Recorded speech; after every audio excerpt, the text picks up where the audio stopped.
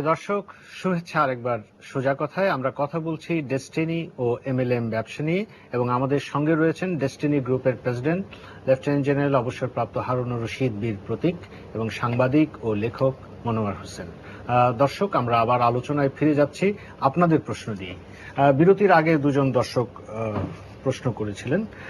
তাদের একটি বক্তব্য ছিল যে আপনাদের যে এমএলএম বা মাল্টিপারপাস যে সিস্টেম কোঅপারেটিভ, এই দুটার মধ্যে পার্থক্যটা আপনারা কিভাবে করছেন? নাকি একটা হচ্ছে ডেস্টিনি 2000 লিমিটেড একটা মার্কেটিং কোম্পানি, এরা প্রোডাক্ট মার্কেটিং করে, প্রোডাক্ট বিক্রি করে। এটা কি আপনারা মাল্টি লেভেল মার্কেটিং? না, এটা মাল্টি লেভেল মার্কেটিংটা আমি বুঝে আপনাকে। ধরেন এই প্রোডাক্টটা আমি বিক্রি করব, এই প্রোডাক্টটা আপনি দোকান থেকেও কিনতে পারেন, আমার কাছ থেকেও কিনতে পারেন। আমি প্রোডাক্ট নিয়ে আপনার কাছে যাচ্ছি, আপনি যখন জিনিসটা কিনছেন, কেনার সাথে সাথে আপনি একটা ডিস্ট্রিবিউটর হয়ে যাচ্ছেন। তার মানে আপনার সাথে একটা রিলেশনশিপ হচ্ছে। ডিস্ট্রিবিউটর হওয়া মানে আপনি এই কোম্পানির প্রোডাক্ট বিক্রি করার জন্য একজন অথরাইজড ডিস্ট্রিবিউটর বা গ্রাহক হলেন। সেই সাথে যখন আপনি বিক্রি করবেন, কোম্পানি যে প্রফিটটা পাবে সেই প্রফিটের অংশ আপনি শেয়ার পাবেন।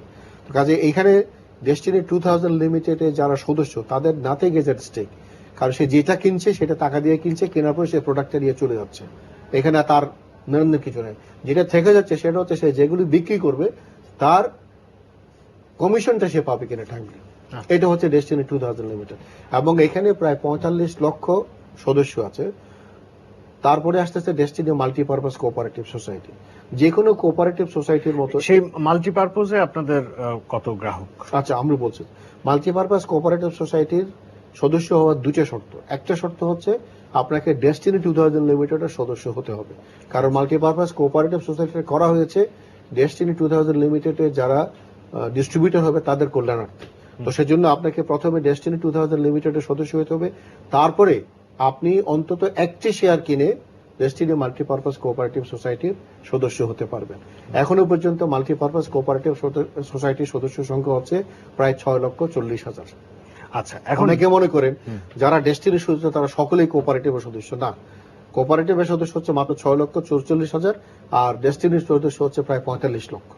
ডেস্টিনি 2000 জি, এটা সমবায়ের সঙ্গে নিবন্ধিত না, এটা হচ্ছে জয়েন্ট স্টক কোম্পানি। আর ডেস্টিনি মাল্টিপারপাস সোসাইটি এটা সমবায়ের সঙ্গে নিবন্ধিত। সমবায়ের সঙ্গে। দর্শক প্রশ্ন আপনার কাছেও ছিল।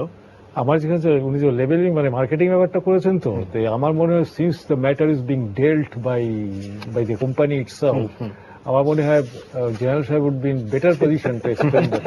আপনি ওই মাল্টি ইয়ার লেবেলিং এর বিষয়ে বলেন। না, আপনার কথা হচ্ছে multi level marketing, direct marketing বা নেটওয়ার্ক মার্কেটিং, এগুলি মোরাললেস সেম। কিন্তু এখন যে ই মার্কেটিং যেটা হয় সেটা সম্বন্ধে টোটালি ভিন্ন। আপনি জানেন email based, internet based marketing, এটাও অনেকে। এটা কি আপনারা শুরু করেছেন? না, আমরা এখন ইমেল বেসড মার্কেটিং, টেলিমার্কেটিং ও শুরু করেন।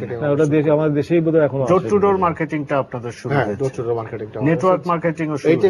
এই network marketing, multi level marketing বা ডাইরেক্ট মার্কেটিং যেটা বলে, this is what it is all the same. আচ্ছা, এই যে 45 লাখ গ্রাহক জি আপনাদের, বা মাল্টিপারপাসে আপনার 6 লাখ গ্রাহক, এদেরকে আমরা বলি ক্রেতা এবং পরিবেশক। ক্রেতা এবং কিনেছেন এবং পরিবেশক হয়েছেন। জি, কিন্তু এই যে এই আপনাদের স্থিতি কত? 45 লক্ষ।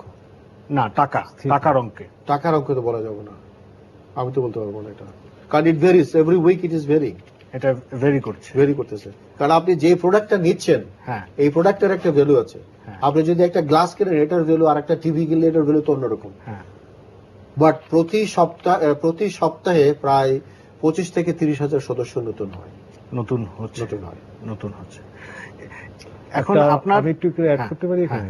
একটা রিপোর্ট মোতাবেক সেটা যারা গিয়েছিল যে এই সমবায় সমিতি আইনের যেটা মাধ্যমে ওনারা যে প্রশ্নটা করছে, এটা বোধ হয় রাফলি 2000 কোটি টাকা হয়ে গেছে। রাফলি এটা হচ্ছে সমবায় সমিতির প্রথমে অথরাইজড মূলধন ছিল 50 কোটি। এটা যখন সমবায়ের, আবার আরেকটা হচ্ছে কি, যেটা অথরাইজ সেটাই পেইড আপ ক্যাপিটাল। আচ্ছা, আপনাকে, কারণ ওই শেয়ারগুলি কিনতে হবে আপনাকে। যখন আমাদের 50 কোটি টাকা পেইড আপ ক্যাপিটাল হয়ে গেল, তখন সরকার আমাদেরকে আরো 250 কোটি টাকা নতুন পারমিশন দিল। Then total authorized capital became 300 crore। 300 যখন ফুলফিল হলো তখন সরকারের কাছে আমরা আবেদন করেছিলাম। সেই আবেদনের পরিপ্রেক্ষিতে সরকার আমাদেরকে 1100 আরো অতিরিক্ত 1100 কোটি টাকা দিল। তো তাহলে হয়ে গেল 1400 কোটি টাকা। তাহলে এখন দেখেন 50 কোটি টাকা থেকে 300 টাকা, 300 কোটি টাকা, 300 কোটি টাকা 1400 কোটি টাকা। অনেকে বলেন যে এটা অস্বাভাবিক বৃদ্ধি। অস্বাভাবিক বৃদ্ধি হচ্ছে 3 বছরের মধ্যে 3টা জাম্প হয়েছে, এবং এটা তো সরকারের অনুমতি নেওয়ার পরেই এই ক্যাপিটালটা মানে এইটাই আপনাদের এখন স্থিতি। না, এটা শেয়ার বিক্রি করে কোঅপারেটিভ সোসাইটি, এটা ডেস্টিনি 2000 ডেস্টিনি 2000 নয়, এবং এটা বোধহয় শেয়ার বিক্রি করে শেয়ার বিক্রি করে 1400 কোটি টাকা টোটাল আপনার এই মানে operation so far. I might be wrong. Since he's the president, he is supposed to know every details of his organization. But আমার কাছে রিপোর্ট আছে রাফলি 2000 কোটি টাকা, মানে আরো বেশি। আচ্ছা, তা এখন আপনি বলছেন যে এখানে আপনার গ্রাহক বা পরিবেশকদের টাকা ফেরত দেওয়ার কোনো কাউন্টারভার্সন 2000 কোটি টাকা সম্পদ অর্জন করা হয়েছে না সম্পদ করা হয়েছে? সম্পদ এই পর্যন্ত প্লাস দুটো প্লাস করে আর কি, দুটো প্লাস করে। আমি বলবো যে এটা 2000 কোটি না, এটা আরো অনেক বেশি। কারণ যেই টাকাটা মার্কেট থেকে নেওয়া হচ্ছে ওটা করতে ইনভেস্ট করতে হবে। ইনভেস্ট না করলে তো আপনি তাদেরকে ফেরত দিবেন কিভাবে, তাদেরকে ডিভিডেন্ড দেবেন কিভাবে? তো কাজে আমরা এমন কিছু প্রতিষ্ঠানের কাছে ইনভেস্টমেন্ট করেছি, সেই প্রতিষ্ঠান থেকে যে রিটার্নটা হচ্ছে বা যে ইনভেস্টমেন্ট হচ্ছে সেটার তো ক্রমান্বয়ে বৃদ্ধি পাচ্ছে। সেখানে গেলে আমি এক্স্যাক্টলি বলতে পারবো না, একটু বেশি আমরা 2.5 to 3,000 crores টাকা। আচ্ছা, এই টাকা যে আপনারা ফেরত দেবেন একটু আগে আপনি বলছেন, এটার গ্যারান্টিটা আপনারা কিভাবে দিচ্ছেন? আচ্ছা, গ্যারান্টি হচ্ছে সমবায় সমিতি হয়েছে 2005 সালে। এই পর্যন্ত প্রতি বছরে এজিএম হয়েছে। এজিএম এর মধ্যে নির্ধারিত হয়েছে যে কত টাকা প্রফিট আসছে, সেই প্রফিটের লভ্যাংশ কি হবে। গত বছর আমরা 15% ডিভিডেন্ড দিয়েছি যে ইনভেস্টমেন্ট হয়েছে সেই ইনভেস্টমেন্টে। তো কাজে এখানে যে ইনভেস্টমেন্ট হচ্ছে সেটাকে ইকোনমিক বিশ্লেষণ হচ্ছে, ইকোনমিক অ্যানালাইসিস হচ্ছে, অ্যানালাইসিস হওয়ার পরে কত টাকা ইনভেস্টমেন্ট যাচ্ছে, এটা একটা প্রক্রিয়া। এই প্রক্রিয়া বছরের শেষে যখন আপনার অডিট হয়, অডিটের ভিত্তিতে আপনার এজিএম হয়, এজিএম হওয়ার পরে আপনি ডিভিডেন্ডটা ডিক্লেয়ার করেন। তো 2005 থেকে এই পর্যন্ত প্রতি বছর এজিএম হয়েছে, অডিট হয়েছে, এবং অডিটের পরবর্তীতে আমরা ডিভিডেন্ড ডিক্লেয়ার করেছি। আচ্ছা, আপনি যে টাকার অঙ্কটা বলছেন যে 2000 crore, বা এটা নিয়ে আপনার একটা মানে সংশয় বা একটা আশঙ্কা কোনো কিছু আছে যে অনেক বিশাল ব্যাপার হয়েছে, যেটা নিয়ে প্রশ্নগুলি উঠছে। কিন্তু যে আইন বলছে সেই আইনে তো কোনো নির্দিষ্ট নেই যে সমবায় এটার মধ্যেই স্থির থাকবে। এখানে আইনের কথা যখন উঠালেন তখন উঠলো যখন এখানে, তখন আমি তো এই কথা বলি, এই সমবায় আইনের মধ্যে বা existing many other laws relating to financial matters অনেক অস্পষ্টতা আছে। আচ্ছা, আমাদের সরকার, গভর্নমেন্ট বা বিভিন্ন অর্গানাইজেশন বিভিন্ন সময় হোঁচট খায়, হোঁচট করার পরে তখন সেই আইনটা অ্যামেন্ড করার চেষ্টা করে, আরেকটু স্পেসিফাই করে নিয়ে আসে। The basic allegation, এটা আমার কথা না, আমাদের কথা না, basic allegation against this sorts of MLM companies বা এই ফাংশনটা যে সমস্ত কোম্পানিরা করছে, অ্যালিগেশনটা হচ্ছে এটাই, যেটা করছে অনেকদিন ধরে, কিন্তু আইনের অস্পষ্টতার কারণে এদেরকে you can't catch hold of them directly, সরাসরি ধরা যাচ্ছে না। কাজে এখানে some laws should be amended or should be updated, আরো স্পেসিফাই করা দরকার। আমি কিন্তু অন্য লাইনে কথা বলছি, হ্যাঁ না ঠিকই আছে, দরকার। এটা হচ্ছে প্রস্তাব। এই কারণেই এই যে বাংলাদেশ ব্যাংক, এই এর আগেও আর একটা রিপোর্ট আমরা পেয়েছি আর কি, যে জিনিসটা যে দিয়েছে তারা কিন্তু ফ্রম দ্যাট ভেরি কনসেপশন থেকে কিন্তু তারা জিনিসটা দিয়েছে। কেননা যেহেতু এই জিনিস পৃথিবীর সব দেশে নাই, আবার অনেক দেশে আছে, কোন কোন দেশে সোফার আমি নামটা মনে করতে পারছি না, ব্যান্ডও করে দেওয়া হয়েছিল এটা। তা আমি ওই প্রসঙ্গে যাচ্ছি না। এখন যেখানে যে এই ব্যাপারটা নিয়ে কন্ট্রোভার্সি আছে, অর্থাৎ কিনা একখানে আছে একখানে নাই, তার মানে তো ব্যাপারটা নিয়ে এটা হজবজ একটা কিছু আছে আর কি। এই জিনিসটা এবারে সরকারকে সতর্ক করে দেওয়া, সজাগ করে দেওয়াটাই ছিল মূল উদ্দেশ্য। এবং আমার জানা মতো এটা নিয়ে যে পরবর্তী পর্যায়ে যে রিপোর্টগুলি বিভিন্ন পত্রপত্রিকা হয়েছে, এবং তার আগেও কিন্তু কিছু রিপোর্ট হয়েছে, স্পোরাডিক কিছু রিপোর্ট হয়েছে, রিপোর্টের স্পিরিটটা আমরা বুঝি আর কি।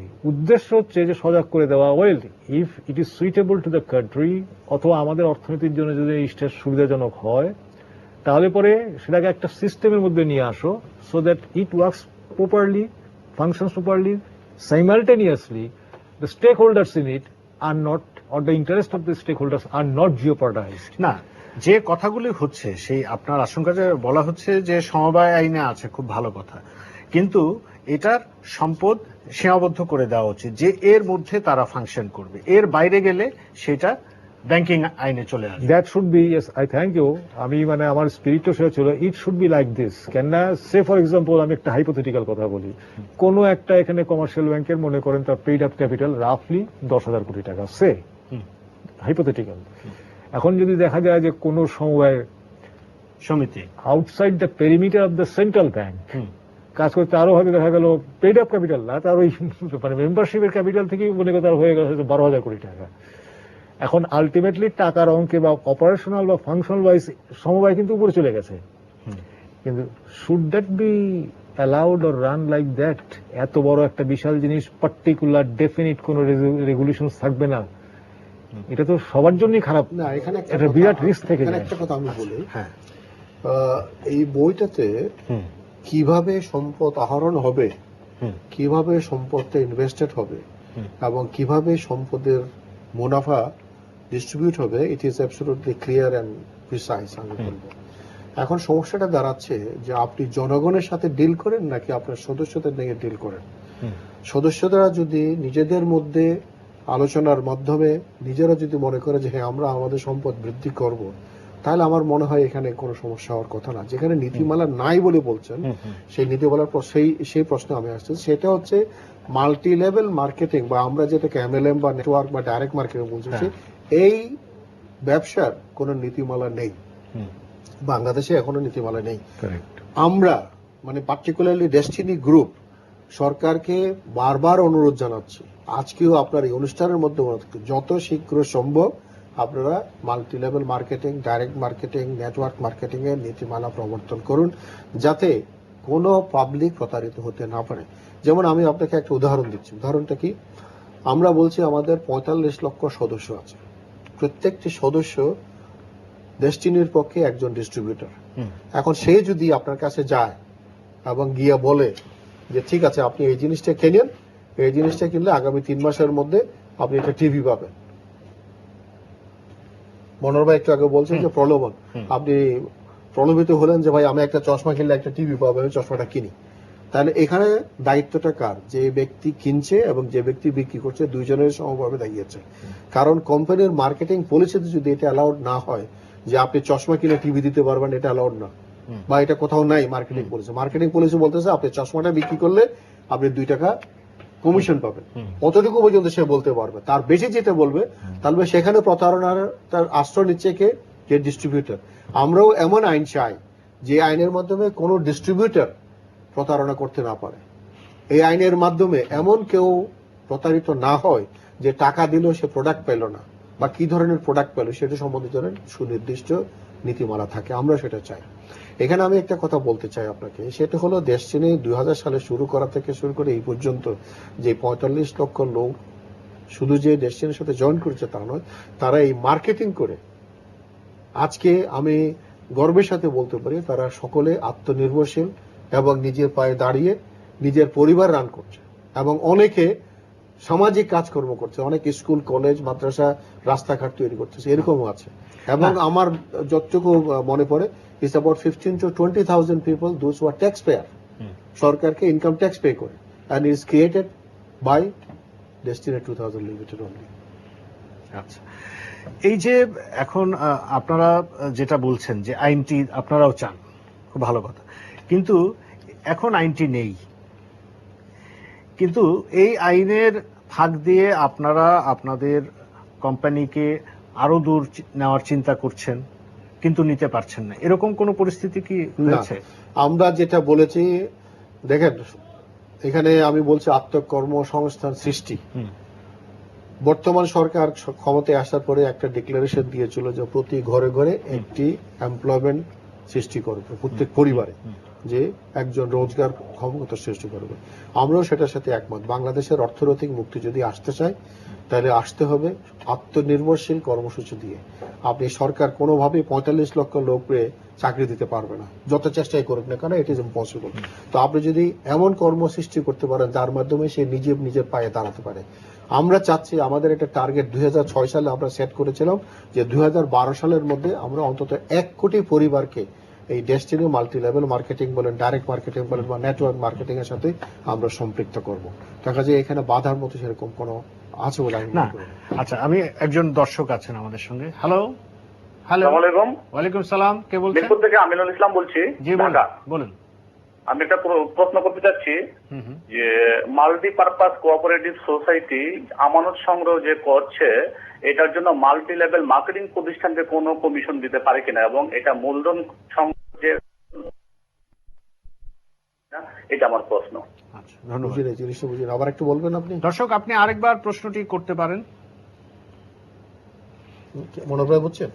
উনি বলছে যে এটা মূলধনের বিষয়, মূলধনের বিষয়ে আপনার মাল্টি যে মাল্টি পারপোজে যে দিচ্ছে সে মূলধন সংগ্রহ করতেছে, হ্যাঁ, হ্যাঁ হ্যাঁ, সেটা সে ওই ইয়েতে আবার আপনার কোঅপারেটিভে সে দিতে পারে কিনা টাকাটা, মানে দুইটি জায়গায় তার মূলধন যেতে পারে কিনা। না, একটা জায়গা তো মূলধন নাই। ডেস্টিনি 2000 লিমিটেড তো তার কোনো মূলধন নেই, সে প্রোডাক্ট কিনছে। হ্যাঁ। আপনি যেটা কিনবেন সেটা পয়সা দিয়ে দেবেন, শেষ হয়ে গেলে কোনো মূলধন নাই। সে মূলধন হতে হলে তাকে শেয়ার কিনতে হবে ডেস্টিনি মাল্টিপারপাস কোঅপারেটিভ সোসাইটির। তো সেখানে যদি সদস্য হয় তাহলে সে অবশ্যই শেয়ার কিনতে পারবে। কিন্তু ডেস্টিনি 2000 লিমিটেডের জন্য তার কোনো মূলধন নেই, কাজে he has nothing at stake. আমি কথাটা বুঝাতে পেরেছি আপনাকে? জি, ডেস্টিনি 2000 লিমিটেডের প্রোডাক্ট যখন কিনলো তখনই সে ডিস্ট্রিবিউটর হয়ে গেল, কিন্তু প্রোডাক্টটা কিনাতে সে প্রোডাক্ট পেয়ে গেছে, তখন তার পাওনা আর কিছু নেই। কিন্তু যেখানে ডেস্টিনি মাল্টিপারপাস কোঅপারেশন হয়েছে সে শেয়ার সেখানে তার পাওনা আছে। এবং সেখানে আমরা বলছি আমরা ব্যবসা করে প্রতি বছর যে ডিভিডেন্ডটা দিচ্ছি সেই ডিভিডেন্ডটা হচ্ছে ব্যবসায় খাটানোর পরে যে লাভ, সেই লাভের অংশ। আচ্ছা, এখানে আপনাদের আরো অনেকগুলো কোম্পানি আপনারা সৃষ্টি করেছেন, বিশেষ করে কথা উঠেছে ট্রি প্ল্যান্টেশন কোম্পানি নিয়ে। আচ্ছা, এখন আপনারা বলছেন যে আপনাদের যে টাকা ফেরত দেওয়ার যে গ্যারান্টি, আপনারা কিছু অ্যাসেট দেখাচ্ছেন। আপনারা বলছেন যে ইন্টারন্যাশনাল বিজনেস সেন্টার করছেন বিভিন্ন জায়গায়, সেটি থেকে আপনাদের রিয়েল এস্টেট কেনা হয়েছে, রিয়েল এস্টেট কেনা হয়েছে, এগুলো দৃশ্য তো দেখা যাচ্ছে কোথায় কোথায় আছে। এটা না, এটার সঙ্গে ডেস্টিনির একটি পত্রিকা রয়েছে, এটি টেলিভিশন রয়েছে, এটার সঙ্গে কি এই গ্রাহক ডিস্ট্রিবিউটরদের কোনো সম্পর্ক আছে? না, সম্পর্ক আছে। সম্পর্কটা এরকম, যেমন ধরেন ডেস্টিনি 2000 লিমিটেড একটা কোম্পানি, যারা এই কোম্পানির ডাইরেক্টর ব্যক্তিগতভাবে তারা শুধু একটা কোম্পানির সাথে সম্পৃক্ত। আর বাকি যে কোম্পানিগুলো হয়েছে সেখানে কিন্তু কোনো ডাইরেক্টর শেয়ার হোল্ডার নেই। সেখানে হচ্ছে হয় destiny 2000 limited, destiny multipurpose cooperative যদি 41%, 49% হয়, ডেস্টিনি 51%, অথবা ডেস্টিনি মাল্টিপারপাস কোঅপারেটিভ সোসাইটি যদি 60% হয়, ওখানে 40%। এইভাবে অন্যান্য প্রতিষ্ঠানের মালিক হয় destiny multipurpose cooperative society, destiny tree plantation, destiny 2000 limited. এইভাবে কোনো কারো ব্যক্তিগত নামে অন্য কোনো কোম্পানির শেয়ার নেই। ব্যাপারটা বুঝছেন? এখন ডেস্টিনির যে প্রফিট, ডেস্টিনি 2000 লিমিটেডের যে প্রফিট, সেই প্রফিটের শেয়ার হোল্ডার হবে শুধুমাত্র ডাইরেক্টর। অন্য কোম্পানির যে প্রফিট হবে সেটা যেভাবে ইনভেস্টর, যেমন ধরেন ডেস্টিনি মাল্টিপারপাস কোঅপারেটিভ যদি 49% দিয়ে থাকে তাহলে 49% শেয়ারের dividend destiny multipurpose cooperative society হবে, ঠিক সেইভাবে ব্যবসাটা হচ্ছে। তো সেই হিসাবে আপনি বলতে পারেন যারা ডেস্টিনি মাল্টিপারপাস কোঅপারেটিভ সোসাইটির সদস্য তাদের স্টেক আছে, কারণ তাদের টাকা ইনভেস্ট হচ্ছে এই পার্টিকুলার কোম্পানিতে, মানে সেখানে তাদেরও স্টেক আছে। জি, স্টেক আছে। আচ্ছা, দুজন দর্শক আছেন। হ্যালো হ্যালো, আসসালামু আলাইকুম। ওয়ালাইকুম সালাম, কে বলছিলেন? আমি বগুড়া থেকে হারুনা রশিদ। জি বলুন। আমি একটা প্রশ্ন করতে চাচ্ছি যে এই যে পত্রিকাগুলো লেখালেখি করছে, কথাটা হলো যে এই প্রতিষ্ঠানটাকে বন্ধ করে দেওয়ার উদ্দেশ্যে, নাকি প্রতিষ্ঠানটাকে আইনের আওতায় এনে আরো যেন কর্মসংস্থানটাকে উন্নত করতে পারে তার জন্য? আচ্ছা, ধন্যবাদ। আরেকজন আছেন। হ্যালো হ্যালো হ্যালো, হ্যাঁ, কে বলছেন? আমি নপাড়া যশোর থেকে শাহিন বলছিলাম। জি বলুন। আমার প্রশ্নটা হচ্ছে যে আসলে এই যে ডেস্টিনির বিরুদ্ধে অনেক কথা পত্রিকায় লেখা হচ্ছে যে হাই হাই কোম্পানি বা বিভিন্ন নামে আখ্যায়িত করা হচ্ছে। অ্যাকচুয়ালি এটা কি আসলে মানে কোনো তদন্ত করে কি কোনো খারাপ কিছু রেজাল্ট পাওয়া গেছে? কেন যদি তাই না যে থাকে তাহলে সাংবাদিক ভাইয়ের কাছে আমার প্রশ্ন যে কেন আমরা পত্রিকায় রং বেরং দিয়ে কথাগুলো লিখছি, এগুলো কি আসলে কি আইনের? ধন্যবাদ ধন্যবাদ ধন্যবাদ দর্শক, বুঝতে পেরেছি আপনি কি বলতে চাচ্ছেন। আমি কিন্তু একটা পরিষ্কার ভাষায় যে কথাটা বলতে চাইছিলাম সেটা বলি। এই যে পত্রিকায় এত লেখালেখি হলো, এই পর্যন্ত কিন্তু কেউ সুনির্দিষ্ট অভিযোগ বলতে পারে নাই যে 45 লক্ষ ডেস্টিনি 2000 লিমিটেডের সদস্য বা 6,40,000 ডেস্টিনি মাল্টিপারপাস কোঅপারেটিভের সদস্য তারা কমপ্লেন করেছে। মানে আপনাদের গ্রাহকদের মধ্যে, ডিস্ট্রিবিউটরদের মধ্যে এখনো কোনো রকমের কমপ্লেইন বা এখনো পর্যন্ত আতঙ্ক আমরা কোনো পাইনি। কিছু সৃষ্টি আমি হয়নি, বলছি এটা না যে বলতে কোনো চাচ্ছি। কমপ্লেন থাকবে না, কিন্তু এখনো পর্যন্ত আমরা কোনো কমপ্লেন পাইনি। পাননি। যদি একটা বা দুইটা কমপ্লেন আসে, সেটা কেন হয়েছে সেটা তদন্ত করে দেখা হবে, সেটা বোঝা, কিন্তু এখনো পর্যন্ত সেভাবে কোনো কমপ্লেন আসে নাই। আচ্ছা, মনোহর ভাই, উনি যে অ্যাসেটের কথাটা বলছিলেন, সেই জায়গায় আপনার বিশ্লেষণটি কি? না, যখন অ্যাসেট যেটার উপর ভিত্তি করে, হ্যাঁ, অ্যাসেটের উপর ভিত্তি করে অ্যাসেট বিভিন্ন ভাবে বানানো যেতে পারে। যেমন ধরেন একটা নাইসেস্ট এক্সাম্পল হচ্ছে ট্রি প্লান্টেশন ইনভেস্টমেন্ট। এখন ন্যাচারালি সেখানে আপনি রিটার্ন তো ইনস্ট্যান্ট সাথে সাথে দেবেন না। একটা ট্রি গ্রো করবে, ট্রির একটা মার্কেট ভ্যালু হবে, ইউ সেল ইট, বিক্রি হবে, কত আসতে পারে। ধরুন একটা সেগুন গাছ আপনি লাগালেন, it will be taking minimum 15 years to reach the matured stage, যেখানে আপনি বিক্রি করবেন।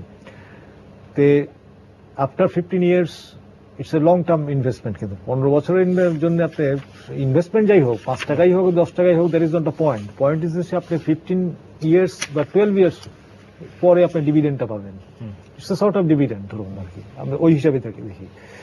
তো এই জিনিসগুলোর উপরে সবচেয়ে এর সাথে বড় অভিযোগটা যেটা এসছে ট্রি সংক্রান্ত ব্যাপারে, যে সমস্ত জমির উপরে যেমন গাছগুলি লাগানো হয়েছে বা হচ্ছে, সেগুলি সব হচ্ছে খাস জমি, সরকারি, এবং অনেকগুলি যে লিজ আউট বিভিন্ন অন্যান্যদের কাছে বন্দোবস্ত দেওয়া হয়ে গেছে, কিন্তু সেগুলির উপরে কোনো নাকি বলে অনুমতি নেওয়া হয় নাই, অ্যাজ দ্য রিপোর্ট সে। না, যুবক যে হাই হাই কোম্পানি হয়েছে, যুবকও কিন্তু এই ট্রি প্ল্যান্টেশনের দিকে গিয়েছিল। আচ্ছা, এখানে কি আমি আচ্ছা, একটু শেষ করবে।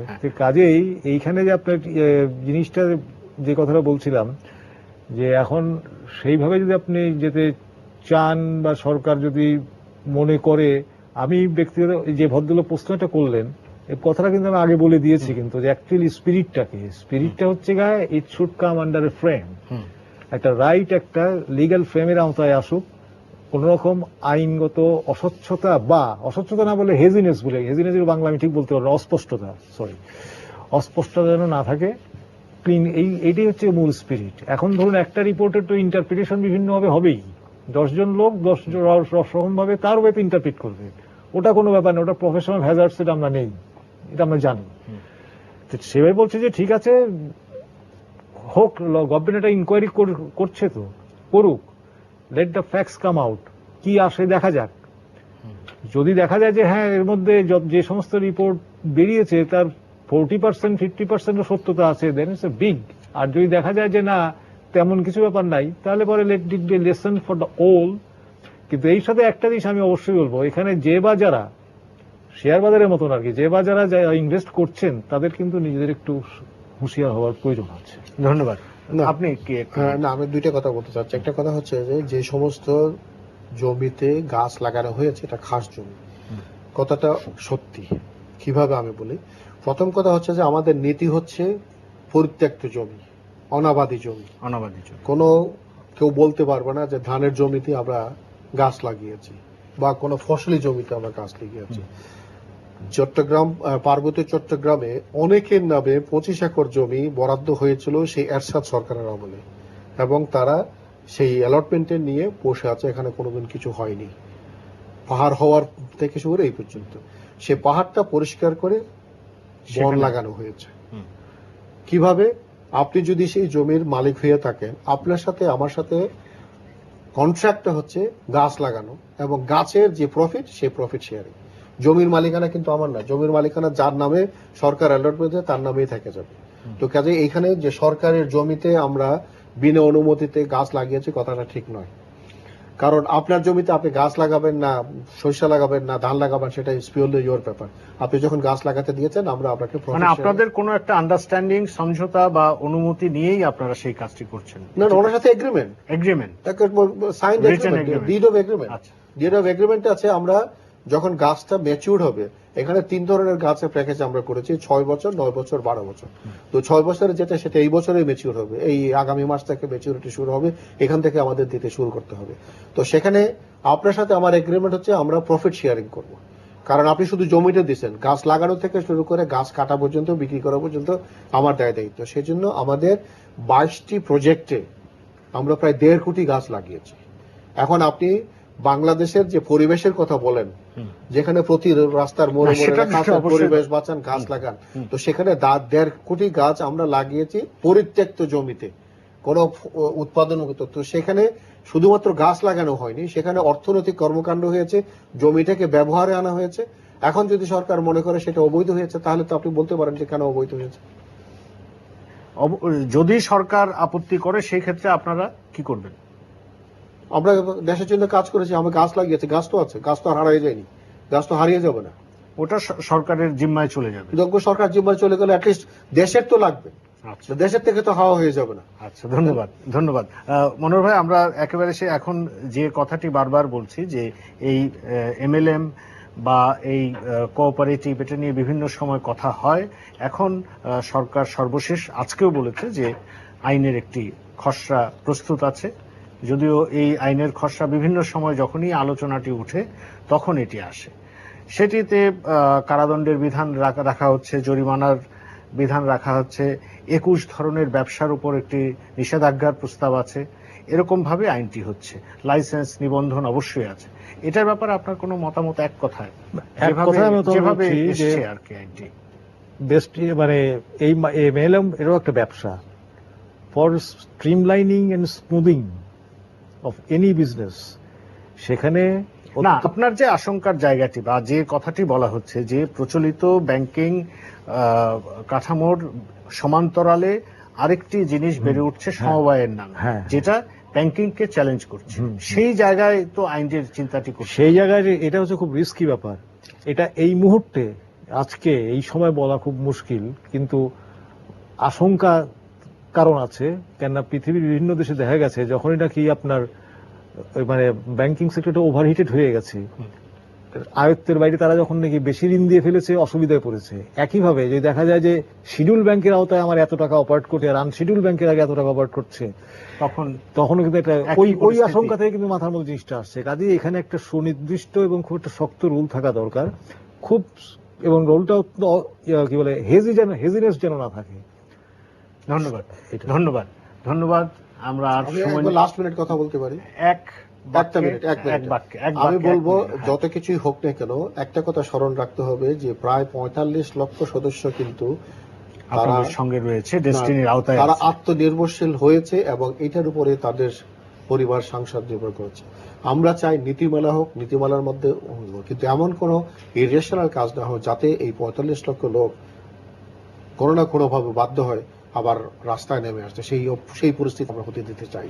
ধন্যবাদ লেফটেন্যান্ট জেনারেল অবসরপ্রাপ্ত হারুনুর রশিদ বীর প্রতীক, এবং ধন্যবাদ মনোয়ার হোসেন আমাদেরকে সময় দেওয়ার জন্য। প্রিয় দর্শক, আমরা কথা বলছিলাম ডেস্টিনি এবং এমএলএম ব্যবসা নিয়ে।